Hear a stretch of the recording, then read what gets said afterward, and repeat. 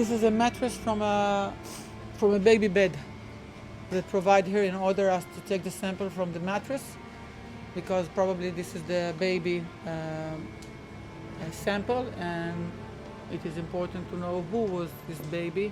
And you can see the signs. Sorry, I need. And you can see the sizes of this blood stain, meaning that this baby was bleeding on top of this bed. This is an adult with a child. They're sitting together and the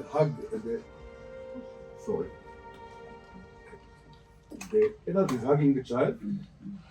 Forensic science headquarters. It's one of the grimmest scenes you will see, and unfortunately it just changes every day. It's like a production line of death here. These bodies have been brought in. Sometimes they're not even whole bodies. Sometimes they say that there are one person's bodies in different bags, and it's their job to forensically piece together, as best they can, people's remains and try and figure out who they are and let the families know and allow the families to have them back and have a burial and closure.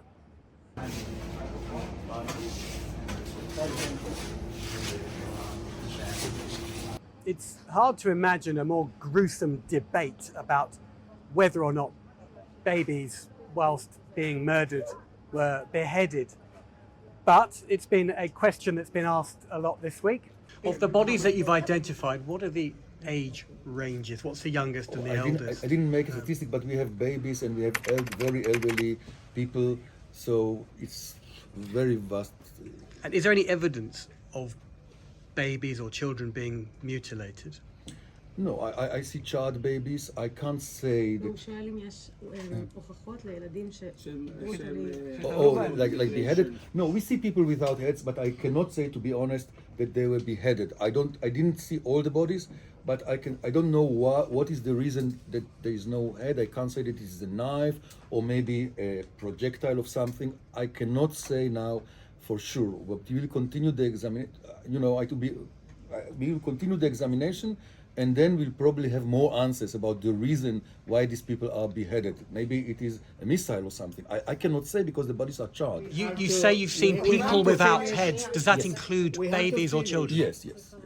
And you've seen that? Yes, I see that. You've seen babies with no heads? Yes, but I don't know if it is beheading, because when there is a projectile or a missile, it can take off your head easily. So, and if the body is charred, I cannot see the edges of the wound and say why it was beheaded. So I don't want to say that people were beheaded deliberately. I cannot say it. I can say that I saw people without heads.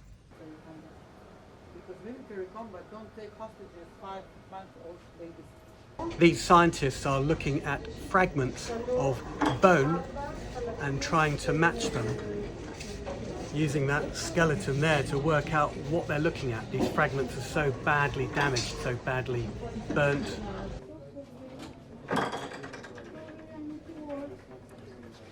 This is another room where they're examining another body, and all along this corridor it's the same story. It's horrific. There are bodies in the most terrible state after they've been burnt, after they've been mutilated.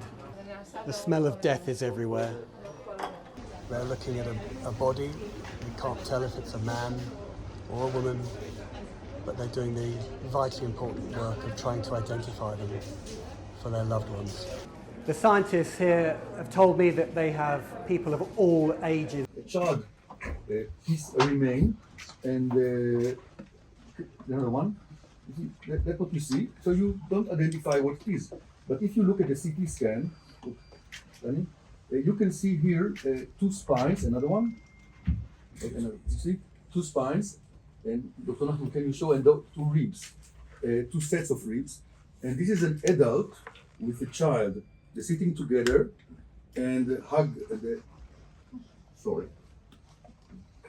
Probably a lady, maybe a guy who's actually holding a kid in his hands. And they were burned together, they were fused during the fire. that was held in the house. What happened is that, as we understand, that the terrorists actually shot whoever they got. They were able to shoot. But if there was a body, if there was a person who was staying in a shelter home, in a shelter room at the house, they burned the house off. So they were suffocated, and later on they were burned. They want to show what's happened here, but there's no getting away from the fact that it's just horrendous. I'm not the only one that needs a break. These guys have come out for a bit of fresh air as well. What they are doing is so difficult for them, but they know how important it is, and they want the world to see.